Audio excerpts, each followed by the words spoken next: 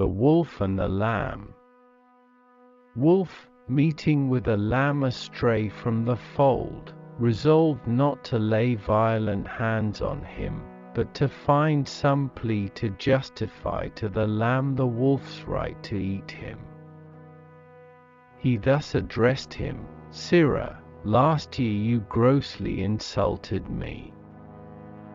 "Indeed," bleated the lamb in a mournful tone of voice, "I was not then born."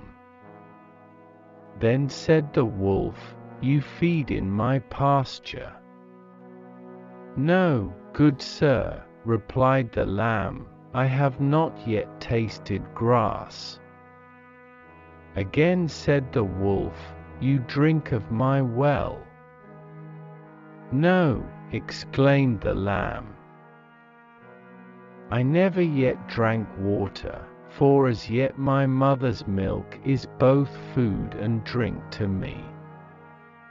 Upon which the wolf seized him and ate him up, saying, "Well, I won't remain supperless, even though you refute every one of my imputations."